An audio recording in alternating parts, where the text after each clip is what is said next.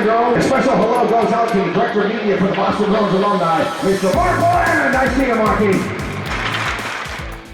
Welcome to the Pro Hockey Alumni Podcast, the voice of hockey legends. This is the classic hockey show for classic hockey fans. We celebrate the history of the game with stories told by the select few who actually lived it. Get ready for an all-access pass to the heart of the hockey universe. Welcome to episode 46 of the Pro Hockey Alumni Podcast. I'm your host, Mark Willand. Our guest today is 1981 Masterson Trophy winner Blake Dunlop, an 11-year NHL pro with the North Stars, Flyers, Blues, and Red Wings. As a junior in 1972-73, Blake led the Ontario Hockey Association in scoring with 159 points in 62 games. He was the first pick of the Minnesota North Stars in the 1973 NHL Draft. After 4 up-and-down seasons with Minnesota, Blake's career took a turn for the better in 1977-78 when he joined the AHL's Maine Mariners, the affiliate of the Philadelphia Flyers. Blake helped lead the Mariners to a Calder Cup championship and was named the league's MVP. After a season in the NHL with the Flyers, Blake was traded to the St. Louis Blues, where he finally found a hockey home. In 1980-81, he collected 20 goals and 67 assists, centering a line with Jurgen Pettersson and Wayne Babych, as the Blues vaulted to second in the NHL season standings. Much like the description of the Masterton Trophy, Blake's career is a study in perseverance and dedication in the face of numerous obstacles. We'll talk with Blake about his rise to NHL stardom and many of the notable personalities met along the way, such as Denis Potvin, Gump Worsley, Red Berenson, Steve Yzerman, and many more.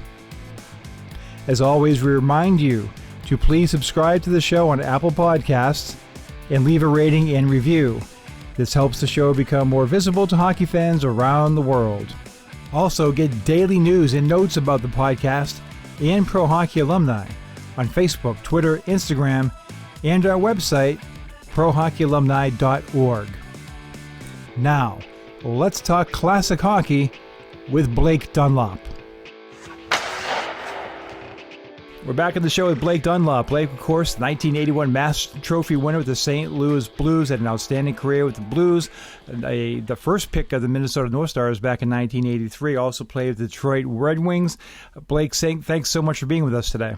Thank you, Mark, for having me. I look forward to talking with you. As I was saying to Blake prior to the show, we had our most recent guest, or one of our most recent guests, is Wayne Babych, who we'll be seeing tomorrow. So now we have Blake, and then we just have to add Jorgen Pettersson on to complete that line of the St. Louis Blues in 80-81. We'll get to that in a moment, but I did want to start out first, Blake, as a young man, you not only played ice hockey, of course, but you also were an accomplished tennis player. And probably played a lot of other sports too. Can you talk about that a little bit, that multi-sport influence on your career?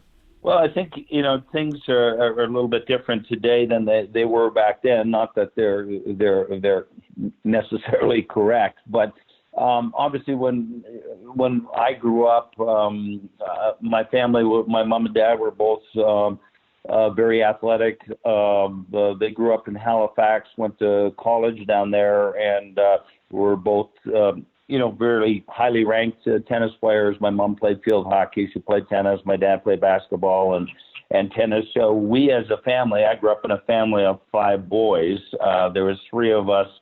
I'm the second oldest, but we were all kind of a year and a half apart. So we were always very competitive and very together, I guess. And in the summers, we played tennis and traveled around Canada and played in the United States a little bit, playing tennis at a high level under the junior ranks from under 12, 14, 16, and 18. We're always highly ranked in Canada. And my older brother went to Princeton, played tennis and hockey. I had some opportunities to go play college tennis as well as hockey, but decided where I was and able to play major juniors, stay in my hometown in Ottawa. Play for the 67s was the right thing to do. But I think being an all-around athlete helps you. I think young people can get burnt out too easily now and concentrating on one sport, just the physical part of it, obviously the recurring and repetitive from injuries, but also mentally as well. I do think it's refreshing and good for the young people to not get too narrowed in to one sport until you get a little bit older. So you end up playing junior hockey, as you noted, with the fabled Ottawa 67s franchise in the OHA at the time. And how did that all come about? And that's obviously it's a big thing. And you're just 16 years old at the time, I believe, 69, 70. How did that all transpire? And how did they scout you? And how did you become an Ottawa 67?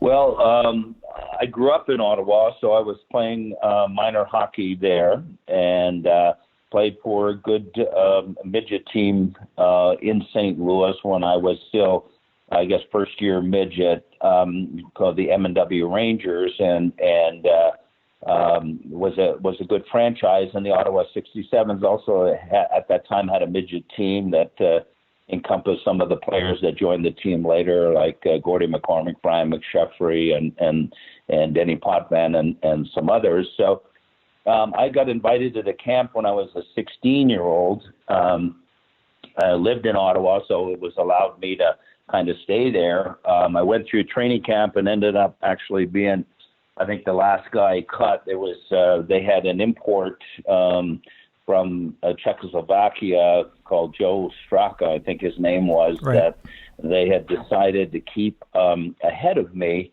at that particular time. I think, and back then as a 16-year-old, you could, they could keep you and play in your hometown. And once you joined the team, then you didn't have to go into the draft the next year. But after the initial camp and a couple weeks later, the M&W Rangers, which was a Tier 2 junior team, played an exhibition game against the Ottawa 67's major junior A team. And in that game, we ended up tying them 3-3. And I had a good game. I think I had a goal and a couple assists, or a couple goals and assists. And I think I re-caught Bill Long's attention after that game, and felt like he felt I could play. So he called me. They signed me back up, and I joined the team for a road game. My first game was in Hamilton at that particular time, and things went well for me. I think I scored a goal in my first shift, and things from there helped me stabilize and become, a 4-year member of the Ottawa 67s, where we had a good teams and good franchise. Sure did. And I was curious, at the age of 16 years old, Blake, you're jumping into a league where you're playing against 19-year-olds, guys getting ready to play pro hockey in a lot of cases. Was it a little intimidating as a young man, or you just felt like you were ready to go and you just stepped right in? You're still growing at that point. You're only 16. What was that like, being so young and jumping into the rough and tumble world of OHA hockey? Well, it was, and I don't remember. I'm 5'10" height. When I played pro, I was playing around 180 pounds, 183. I think when I first came into when I was 16, I might have weighed 155 pounds or something like that, and playing against the Dan Maloney's and the Steve Durbanos, who were. It was a little bit intimidating at times, and they tried to make their presence known to a skinny young centerman like myself, that I better not score again after I scored, or something would happen. So, but I think it's like, and I think Bill Long did a good job with me in keeping me in the right places, not putting me in spots where I might be vulnerable. And we had some older players, Peter Laframboise and Connie Forey, that were physical guys that would help out if needed. You mentioned Pete Laframboise, and I was always curious about him. He was the leading scorer your first year with the team. What kind of a guy was he? Of course, he's since passed away. I had never met him, but he seemed like kind of a colorful type of character. What type of guy was Pete? He was that, and he was a good leader, and actually became a good friend. And I was just back in Ottawa this last couple summers. I hadn't been back for a while. They had their 50th anniversary players, from 1967, and they honored certain players. So I got to see some of my old teammates, Paul Sheard and Brian McSheffrey, and Brian and Peter got into the same. They were both became mailmen or postmen after their playing days. And Peter was a character. He was a lanky, tall centerman, and he was also fairly a scrappy guy too. So he did a lot for the team back then. When those first couple of years, we were a little bit lean as far as our overall talent, but we certainly got it filled in with, Billy Clement and Murray Wilson and, Ian Turnbull, and over the years, Bunny LaRocque. We had some real good players. You sure did. The team was outstanding, as you said, as you went along. And one guy I have to ask you about, because you have a unique perspective. You're 16. There's a 15-year-old who enters the scene named Denis Potvin, who you end up playing with for 4 years. So what was he like back then? I mean, did you have that indication early on that he was going to be something special, one of the great players to ever play the sport? And you saw him from a very young age. Tell us a little bit about Denis Potvin and what he was like back then. Denny and I were, we played 4 years together. We were, really the leaders on the team, I think, as time went on, especially the last couple of years.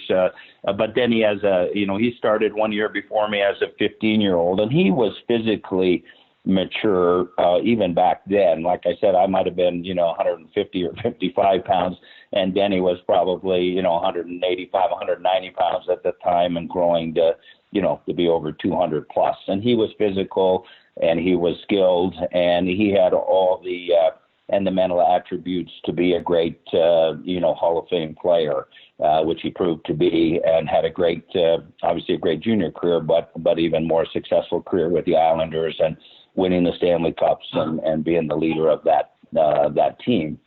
So you could tell right away he was heads and shoulders above anybody his age, physically and skill wise. Yeah, I think later in your career, a guy I get to know, another Hockey Hall of Famer, Leo Boivin, became the head coach of the 67. Is that correct? Yes, my last year, Bill Long, who was my coach for 3 years, was a great mentor to me and helped me get my career going and establishing myself as a potential pro player. He went to London Knights. Howard Darwin owned both the Ottawa 67s and London Knights, and I don't know exactly how or what transpired there, but Bill went to coach London that year, and Leo came in as the head coach in Ottawa. And Leo was great to me. I was just there the 1 year with him. He did become a scout afterwards with Minnesota North Stars, I think, the following year, and that's who drafted me. But Leo was very good for me too. He, I was the captain at the time under Bill Long the first year, and my next year with Leo, I remained the captain, and I had an excellent year winning the scoring title because Leo really gave me opportunity and put me in place to continue to succeed. A heck of a nice guy, too. Yeah, I used to really enjoy when I was working with the Whalers, he was a scout with us. So every time Leo came in, I always enjoyed. Of course, I live in the Boston area, so he's a Bruins legend as well. So just curious about those times with him. But as you noted, your team is getting real talented. So you rack up 159 points in your final season. Denis Potvin is drafted by the Islanders. Ian Turnbull goes to the Maple Leafs, and you're the first pick, 18th overall in the second round of the Minnesota North Stars. Also at that time, there's a unique situation happening in hockey that may never be replicated, in that you had a rival league, the World Hockey Association. The New England Whalers also draft you. They draft you in the first round. I was curious if they ever made a strong bid to sign you, and it's something you ever considered before signing with the North Stars. Well, they did. They followed me all through my last year and had reached out to me, some that they were interested. And, in looking back,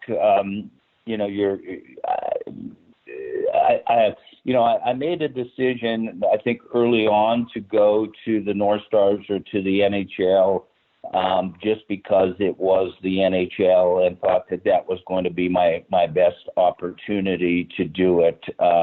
And again, not sure how that league was going to go and all the different things involved, and being a young person trying to, help sort through that decision. Right. So it's something I considered. I think they had a real interest in me. Could I have pursued it further? Now that I look back, probably. But the North Stars were a good, solid franchise at that time. I think when I went there, they were getting a little bit long in the tooth with some of their players, and then they had to go through a little bit of transformation to get from where they were competitive but older to, kind of refresh the whole team. Right, good point. That leads me to my next question. As you come into training camp the next year in Minnesota, as you said, you got a lot of veteran players. There's some really interesting guys. Gump Worsley, goaltender, Bill Goldsworthy, J.P. Parise, some real good veteran, Gary Bergman, Teddy Harris. You got some guys who really been around, but it had to be an interesting experience for yourself coming out of junior and going to a group like that of real veteran players and, again, some colorful characters. Gump Worsley, you actually played with Gump Worsley. That's really interesting. Yeah, it was a bit of an adjustment, really. When most of the guys are, even I'm rooming with somebody as old as my dad almost, Mm-hmm. So it was a little bit of an adjustment being a younger player trying to break in. It was very old school, but I also would say that those guys were very good to me. Bill Goldsworthy, J.P. Parise, they became, good friends. And, Jude Drouin was somebody else that came with J.P. Parise to the team, from the Islanders. So right. There was a lot of guys there that were helpful. Lou Nanne was another one who was there, and Murray Oliver. So I did have a lot of guys that helped, but it was a little bit of a different, going from junior team to that level of pro. And Gump was a colorful, interesting guy. When you looked at him, you wondered how the guy could ever, his body could ever stop a puck. Right. But when he got in the net, man, he could, he was agile and quick and competitive, and he didn't like to practice. I'll tell you a little story of, he never wore a mask, but he would wear it in practice. And we would used to do this drill where we'd pass it to the winger, going down, step over the blue line, top of the circles, take a shot on the goalie, to kind of just get moving, get warmed up. Well, Gump didn't want to stand in the net, so he would stand off to the side of the net and try to knock them out of the way with his goalie stick because he didn't really want to get hit. So then some of the older players started shooting at him and hitting them, and then he chased a few of them around the rink with his stick afterwards. So it was a little bit of a intro into the pro leagues, watching all this shenanigans going on. That's right, different times to be sure. I think Gump was still maskless at that point. He tried it for a few games that year, but yeah, he did play. He didn't play a lot of games, but the games he played, I remember one game in particular in Long Island he played, or it was in Minnesota against the Islanders, played phenomenal game, and here he was, 40-some years old, I think, at the time, and no mask on, and not something that you're gonna see again. You head our way, Northeast, that season. You play a handful of games with North Stars, but you do play your first year pro in New Haven, Connecticut, New Haven Coliseum, and you just tear it up. 78 points in 59 games, another 14 and 10 postseason games. But New Haven, Connecticut, it's the American Hockey League. It's kind of a interesting affiliation. You get some older guys, you get some younger guys. You got Parker McDonald and Charlie Burns, who both coached at various times that year. What was that first year of pro hockey like in the AHL in New Haven? Well, we had a pretty good team, like you said. There were some veteran players. We had some younger guys that had come in, that were drafted. Charlie Burns was another guy who was a mentor to me that was good to me, but he only coached a little bit, and I think he got called up. And Parker McDonald was obviously a an old school kind of guy with our team. And I had a great season there. We had some good players. I had a real good playoffs, and I thought we could have gone a little bit farther that year. We bumped off Rochester in the first round. That was Don Cherry coach team at the time.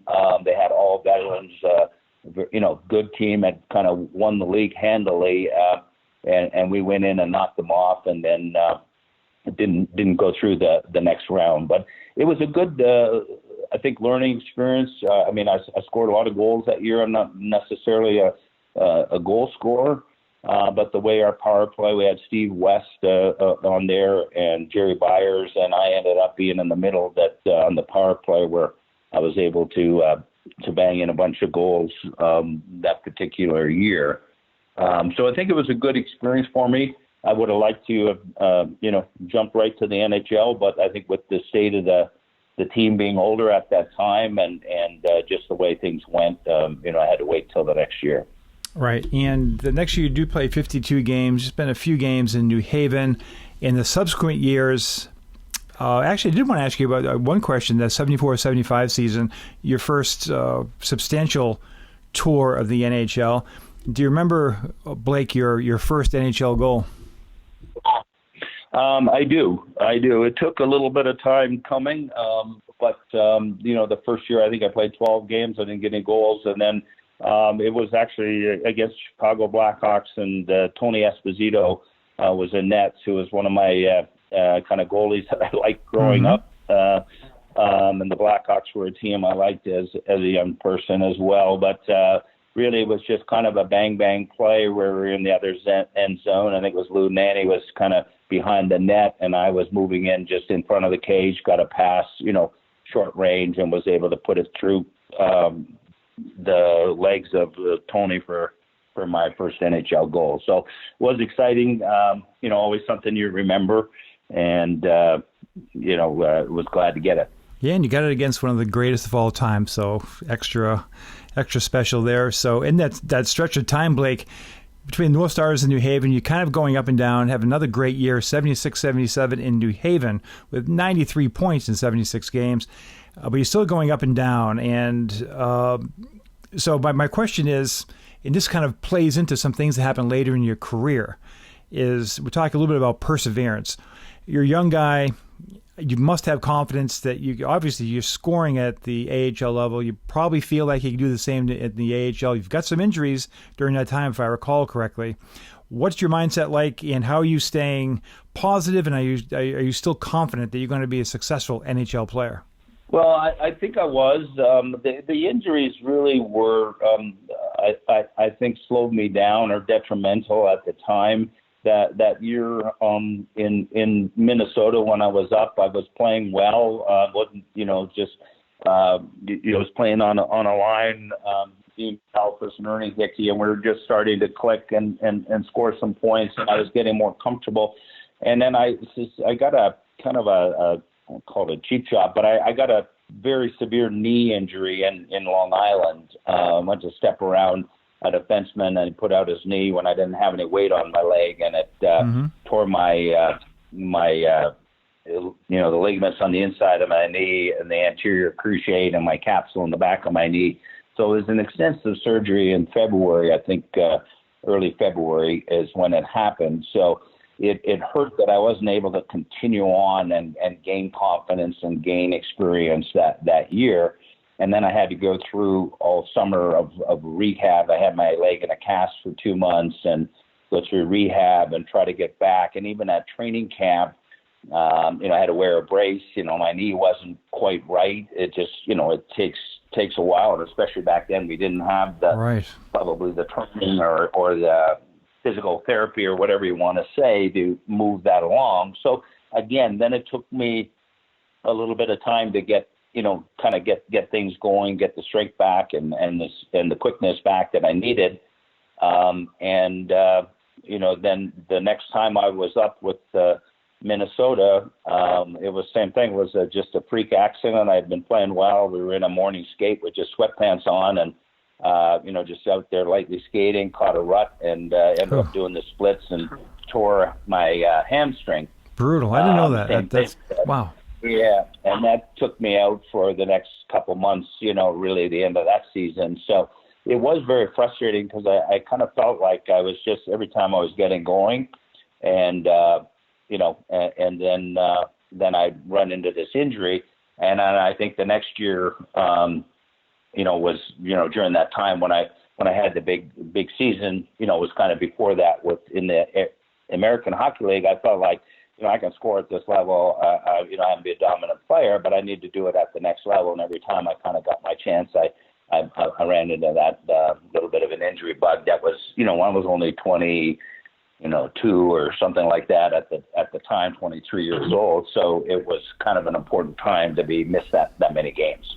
Well, you get something fortuitous happens to you as you keep battling through this and keep persevering. At the beginning of 77, 78, you're down in Fort Worth, Texas, and the North Stars trade you to the Flyers organization. And that is it's very interesting at the time. The American Hockey League was, with the competition from the WHA, the overall economy in the U.S. at the time, the American Hockey League was struggling somewhat. And so in 1977, the Providence franchise moves to Maine, and the Flyers had that as their affiliate, and they really get behind it. And that's one of the best franchises of that era in the American Hockey League, probably the best in Maine. So you go there with Bob McCammon, great goaltending, Pete Peters, Rick St. Croix, and you have an amazing first season. I remember it a little bit too because as a young guy, I actually sent away to Maine to, I think, the PR director, Doc Emmerich at the time. And I sent away for an autographed photo of Blake Dunlop, which I did receive. Thank you very much, I could say, 40 years later. So appreciate that. But what a year for you. You're the MVP of the league. You win the Fred Hunt Sportsmanship Award. You're first team All-Star, and the Maine Mariners go all the way. So it's still the American Hockey League, but things have to be looking good for you now. You're getting healthier. You had really a remarkable season. Again, you can go all the way and win the Cup. Talk a little bit about that year in Maine, 77, 78. Well, it was, I just felt like at the time I needed to, get out of the North Stars organization. Things just, for whatever reason, I hadn't been able to crack in that year. I went to Fort Worth. I think it was between myself and Bill Hogebaum, and they decided to keep him. And so I was very frustrated at the time. And so to get an opportunity to go to one of the top franchises, even though it was in Maine, like you said, they got behind it. They brought in good players. They brought in some experienced players. Terry Murray was there, who I played with in Ottawa 67s early on my career, Dennis Pettersson, and they had some good physical players, obviously Philly style then, but they also had some good skilled players with Tommy Gorence and Al Hill. We had a great line, played together. Plus, we had some depth, and so getting that opportunity, playing in a franchise, playing for good coaches. So Bob McCammon that year, Pat Quinn was involved coming in the following year. Those guys appreciated my play and gave me an opportunity, and the results were there, and some of the accolades that you mentioned. And the real key was being on a team that went all the way through to win the Calder Cup and win a championship was very exciting. Right, and I'll tell you, it was quite a year, and the league really needed a franchise like that at that point. It was perfect timing.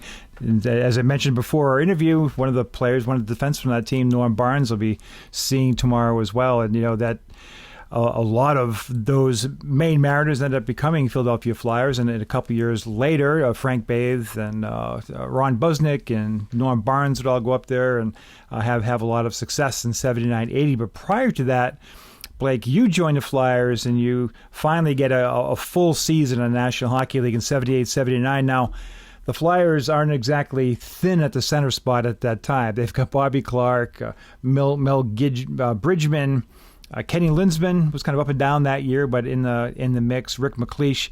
So if you could talk a little bit about that year in Philadelphia as a Flyer and that experience for you that season. Yeah, and that really was kind of where my I guess I solidified myself as an NHLer and felt confident that the Flyers. It was a struggle again, even through training camp. I didn't stick with the team. They kept another center from our main team after I won the MVP and had been all these things, and I was very, very disappointed. But that didn't last long. I got a call up early in the season and went on a West Coast road trip. I just had my first child and daughter, and they had just moved down to Maine, and I got the call up. I think the day my wife arrived with my baby, our baby, I had to go on the West Coast, and I was again fortunate that this time, the first game, I scored a couple goals in the first game in LA, went on a road trip, went to Vancouver, had some success early on. And again, with Bob McCammon, who was there, Pat Quinn, I think was then down with me in Maine, and he had given me a good chance. Those early games, I had good success. Pat got to see what I could do at that level, and Bob knew me from the year before, and I got a chance to play, and I got a chance to play with some good players. Rick McLeish and they moved Rick McLeish to wing, and we killed a lot of penalties together and had a lot of success, and played some with Paul Holmgren and Bob Kelly, and even got a chance to play a number of games with Leach and Barber, where they had moved Buddy Clark to another line, trying to balance things out. So that gave me a chance to score 20 goals, prove myself. It made myself obviously more visible with the Flyers, team and franchise.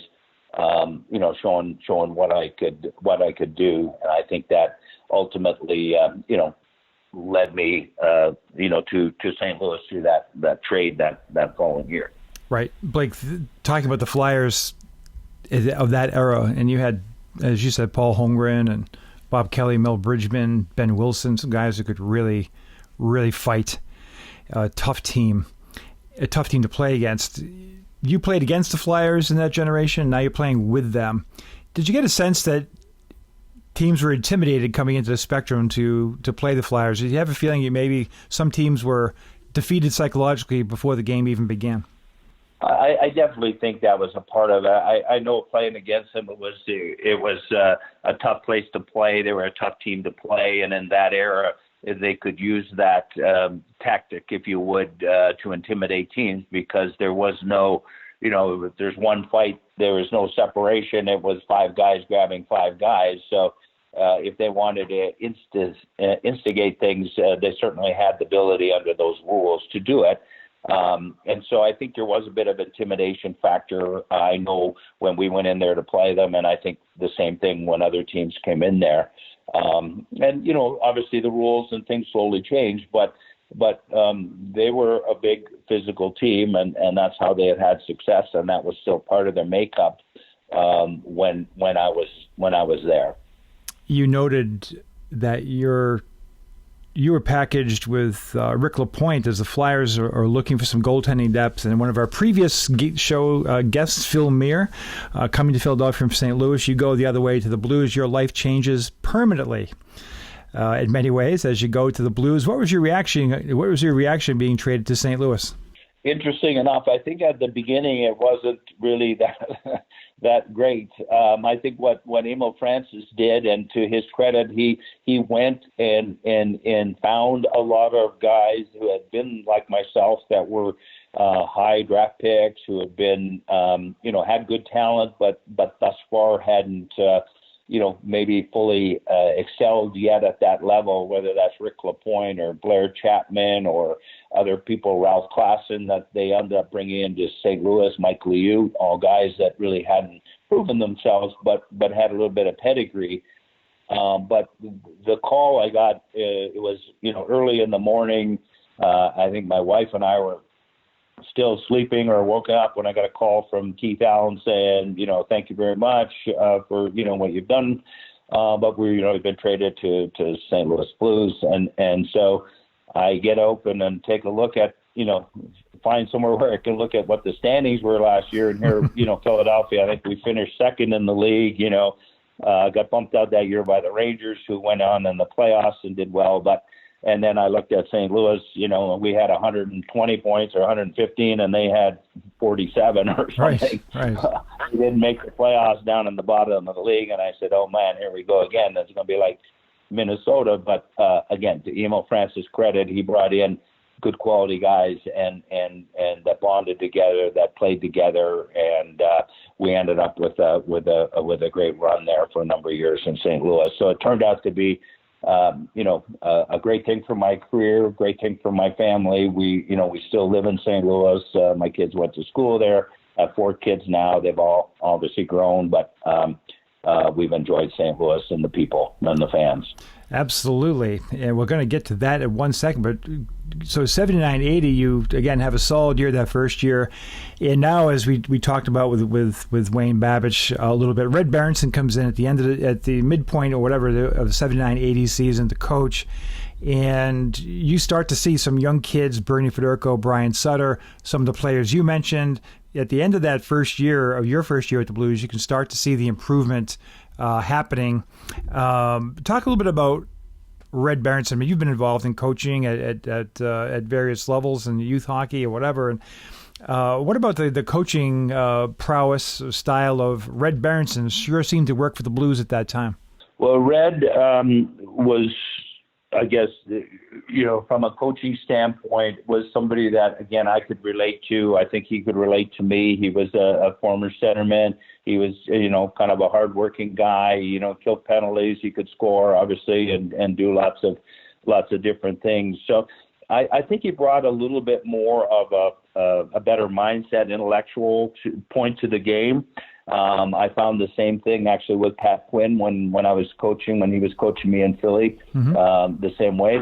But Red really, I think, got me. I got him, and he gave me an opportunity and put me in a position as time went on to do a lot of things for the team. So I was, the main face-off guy. I was killing penalties. But I was also getting a chance to play on the power play, whether it was second-line power play after Bernie, or he put me on the point, to play on the power play as well. Mm-hmm. So those things allowed my confidence to, I guess, grow. And then I think the addition of Jorgen Pettersson coming into that team and his style of play and mine matched up very well. He was a skilled player. He was smart. He could move the puck and score. And he and I blended well, and we had a great right side. It ended up being Wayne Babych, but a number of times it was Joey Mullen too. So they would move those Joey and Wayne between Brian Sutter and Bernie Federko and myself and Jorgen.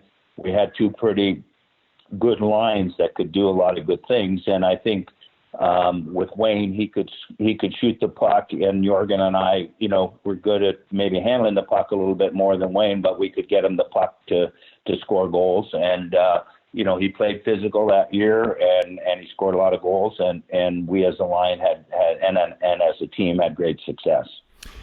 Yeah, it was unfortunate that Wayne, as we discussed in our interview, the next season he got that shoulder injury and played the rest of his career impaired. But when you guys had a chance to click, he noted that it was a game in Boston that Red Berenson came to him and somewhere during the midseason to the latter part of the season of 80-81 and asked him or told him to go on the line with yourself and Jorgen, and that worked out quite well for him. And as you said, you and Jorgen Pettersson not only clicked on the ice, but as I recall, were close friends off the ice as well. In fact, it's Jorgen Pettersson's birthday today. I think it was actually yesterday. Okay. Where it was. Yeah.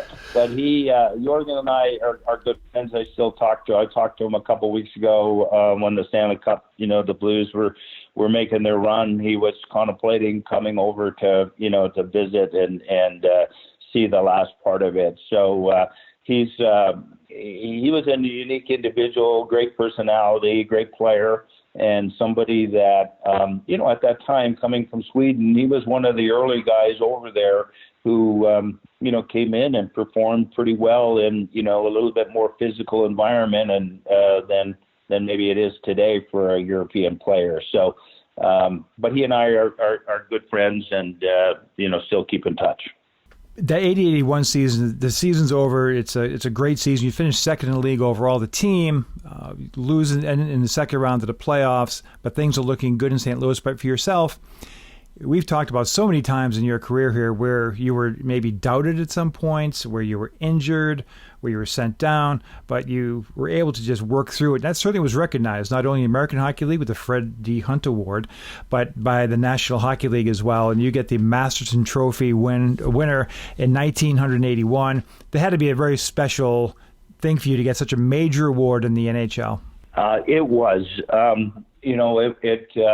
You never think about those things or understand until all of a sudden I was nominated for it. I mean, you're doing what you're doing to survive and succeed and be a good NHL player. And sometimes, some players and some people have more things that they've got to, butt up against or push through. And I felt like had my shares of things, but I also had a focus that I wanted to succeed, and I was fortunate to get that opportunity in Philadelphia and St. Louis to do that. So again, looking back and now years later, or even at that time when I was down in Florida, the season was over. I was visiting my mom down there with my kids after the season, getting the phone call that acknowledging that I had been, voted the Masterton Trophy winner was very exciting and very rewarding, and something obviously that is a treasure, I think, and be probably the only person to have won that award, the American League and the NHL. Yeah, good point. Is something that I don't take for granted, and it's something that is an honor. Sure says a lot about your character. It's something you can be proud of. Something your kids can be proud of too. You had that honor. I had forgotten. I'd known. I didn't put two and two together. You're probably the only player who has achieved that at the pro level twice over. But it'll be a good trivia question for you, Mark. There you go. So Blake, you have a nice stretch there with St. Louis, the St. Louis Blues, and you end up in Detroit for a year. In 83, 84, and I was curious, that team, boy, you guys could score goals. It had a lot of talented players in Detroit, and one of them is an 18-year-old rookie, Steve Yzerman. And I was curious of your reflections of Steve as a 18-year-old rookie. Well, he was. You could tell right away his skating ability was very good. His ability to move quickly, to cross over, to be agile, was certainly ahead of his age and ahead of the league. I think at that time, he was just this little baby-faced kid. I remember my wife coming into one of the team parties and had said, "Who's that little kid over there?" And that was Steve Yzerman. But he was a quality young man right away. And I got a chance to play with him a little bit. I would play right wing on a line with him. When I went to Detroit, in general, they had brought in some older players. Brad Park was there, Ivan Boldarev, Danny Gare, Barry Melrose, to kind of stabilize the team as they were trying to bring in the younger players like Yzerman and some of Murray Craven and some of their younger draft picks because the franchise hadn't done well, I think, for a little bit. So it was in a little bit of transition, and so my role changed there as well. When I came from St. Louis, I was obviously, I took faceoffs and killed penalties, but I was also a pretty good offensive player. And when I went there, I was used more in a role of just taking faceoffs and killing penalties. So I didn't really get to the same amount of ice time or opportunities. I was 31 at the time, which again in that era was getting older. Today it's called experience. Then It's called older. But that was the way the game was, and I had a good experience. Detroit was good to me, and watching Stevie Yzerman and getting to see him as a young player, getting to know him and watch his career afterwards, you could tell he was going to be a Hall of Famer. Blake, 1983-84 ends up being your last season in the National Hockey League.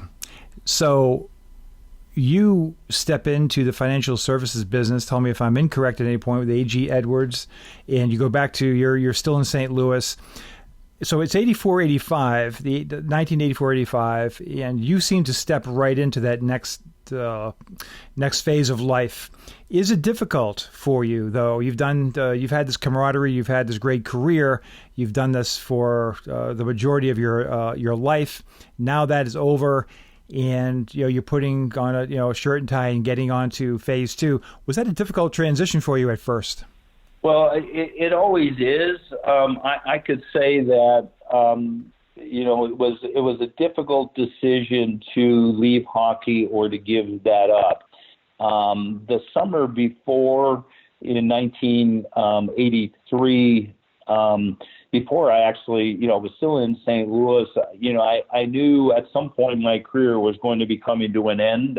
We don't make the same kind of money that the guys do today, obviously. So I knew I would have to have a second career. So I had a good friend of mine that I had actually met coming home from a game in LA, and he became good friends at Bob Lefton with Psychological Associates, and his company does a lot of the IQ and preference testing for individuals for jobs and management training and so on. Very successful guy. And he was very good to me, gave me an opportunity. He said, come in and do this, and we'll figure out where your skills are, where your interests are, and see what we can do. So I did the testing with him, and then he said, well, let me introduce you to a number of people and get that opportunity to, maybe explore what you might want to do when I'm done playing.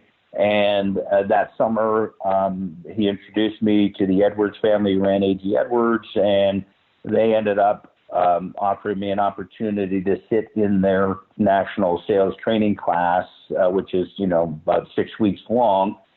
Even though I wasn't registered, it was all their new brokers coming in, if you will, or financial people, allowed me to sit and see what I thought and learn and so on. So that gave me the introduction to that firm. And then same thing, if I wanted to study and take the tests, they said, well, we know you're going to go back and play hockey again. But so it kind of was my introduction. And then when I got traded to Detroit, as you mentioned, and at the end of around Christmas time, at the end of the season, I had to decide at that point, could I go back to Detroit for another year? I had an offer from Los Angeles. I had an offer from Vancouver, which is my wife's hometown. Mm-hmm. Just trying to decide, do I want to go? Do I want to move my family? What's the risk? My kids are starting school, and weighing off the pros and cons. And it's obviously easier to stay in the hockey business because it's more secure. You're going to a new business, whether it's the financial business, that's kind of an unknown, it's commission-based. And so it was a difficult decision to give it up, but in the end, it was certainly the right decision that allowed me to stay in St. Louis, where I had a pretty good name and reputation, and get a chance to be involved in one of the premier brokerage firms in the country that was headquartered in St. Louis. So that's kind of how it transpired. I made that decision, got my financial securities license in October of 84, and started out in the business, from scratch. And I've been very fortunate over the last, whatever that is, 35 or 30 years, to be, to be able to be in a great industry and with a great company. While you're developing your career in the financial services industry, you're also your kids end up being excellent athletes, and so you have that. But also you get involved in really with a couple of the St. Louis Blues, and I believe John Wensink being one, where you kind of help kickstart youth hockey in St. Louis, which is not necessarily, back maybe several years ago, was not probably the easiest thing to do on a competitive level if you look at it from a national standpoint. Can you talk a little bit about that experience of your life, helping kids get involved in youth hockey and helping the kids of St. Louis have a higher profile to the amateur hockey scene there in Missouri? Well, it started a long time ago, really. I mean, there had been good minor programs in St. Louis trying to get started. My kids played. My older boy became a good player, and we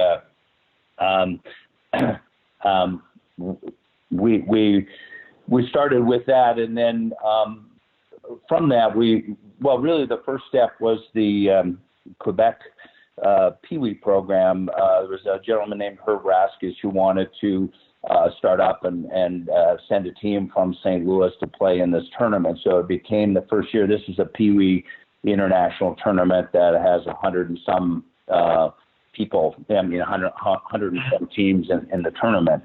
And so I became the coach or the general manager of putting together that team that first year. And then from that, we took a number of those players and we ended up developing the AAA program. And in the first years of the AAA program, most of the teams didn't want to come to St. Louis because they didn't think we had good players. So the teams from Detroit and Chicago, we would have to go up there to play. So it was an involvement, but once we did that for the first year, we took a few lumps and realized that our good players were as good as theirs. We just needed more depth and more fill-ins. And as that happened, then the following years, the games were closer, and the following years we're beating them. And within a few years, Al McInnes took a team up from St. Louis to the Quebec Pee Wee tournament and won the whole tournament, 120 teams from Russia to all around the world. Mm-hmm. So St. Louis hockey started to get on the map, and a lot of the alumni, like myself and John Wensick and Rob Ramage and Basil McRae, Perry Turnbull, Mike Zook, Al McInnes, Jeff Brown. I mean, a lot of guys put a lot of time and effort. Some had kids in the programs, and some didn't. But I think all that involvement of the group and our alumni association trying to help and promote minor hockey has obviously paid benefits now, as you've seen the results over the last few years with the number of kids now in St. Louis that are not just getting drafted, but first round picks and dominant players in the NHL. Right, and you had noted your son Connor, who would end up playing 4 years at no less than Notre Dame University.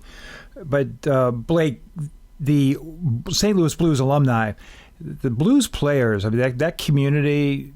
For a lot of guys stay in the community post-career and get involved with the alumni, and the fans and those players seem to have a real good bond, which you could certainly see this year during the Stanley Cup run.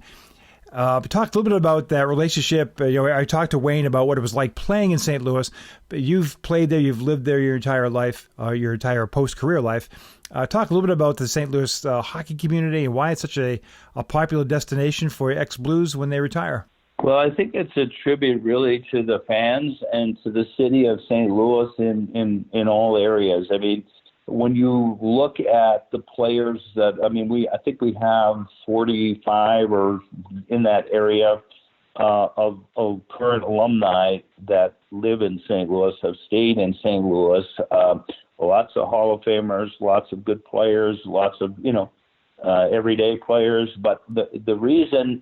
And some of these players that had great careers in other cities, like Al McInnes in Calgary or Chris Pronger, in Philadelphia, and Brett Hull, in Dallas and Calgary, Keith Tkachuk, all these guys have found a bond in St. Louis that was comfortable. The people were treated them well. They treated them with respect.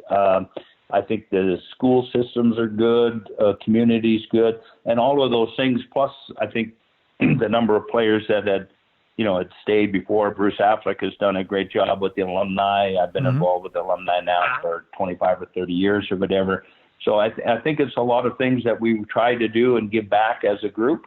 and the city and the people certainly gave back and made everyone and their families feel good about about making St. Louis a permanent residence. Blake, you've had a lot of success post-career now, of course, with your own investment group, Dunlop Investment Group, with your son Connor. Looking back at your career, again, where perseverance was so important, how, I always say, hire a hockey player because, for a lot of reasons that you're familiar with. But talk a little bit about how being a hockey player and having the type of career you have, the type of coaching you had along the way, how that influenced your ability to become successful post-career. Well, I think you learn and are taught and are, forced. If you're going to be successful in hockey, you've got to do a lot of things. And that's having a confidence in yourself, knowing who you are. It's a work ethic. It's a trust ethic as well. So all of those things that you have to practice, you have to work hard at. You've got to be on time. It's a little bit military-like in a way, and you learn what you need to do to succeed in a group environment, but also succeeding individually. And sometimes those are two things that don't always work well together. When you're trying to excel as an individual, you have to learn how to do that in the context of a bigger group and a bigger goal. So I think those types of abilities to be able to see and understand what you need to do to be successful and how can you help the person and the people around you be successful bodes well in any business environment. And the work ethic that is taken to get to the level of the NHL or any kind of pro sport like that takes a lot of time and effort and mental energy and confidence, which again transcends into dealing with people and to dealing with yourself to make sure you can find a way to be successful. Absolutely. Well said. So, Blake, I want to thank you again for your time today. Congratulate you on 2 great careers and a great job with your family. You're ever expanding with grandchildren and everything. But we appreciate the time here tremendously today, and we'll look forward to staying in touch. And thank you very much. Thank you, Mark. I appreciate the opportunity to talk a little bit about and relive some wonderful memories that I've been able to have. Thanks for listening to the Pro Hockey Alumni Podcast, the voice of hockey legends. Just a reminder to please consider giving the show a rating and or review on Apple Podcasts. The link is in the show notes. These ratings and reviews help us become a lot more visible and make the show more accessible to hockey fans everywhere. I personally read all the reviews and greatly appreciate them all. If you have thoughts or suggestions for the show, you can contact us through our website at prohockeyalumni.org, or be sure to follow us on Facebook, Twitter, Instagram, and YouTube at Pro Hockey Alumni. Thanks for listening.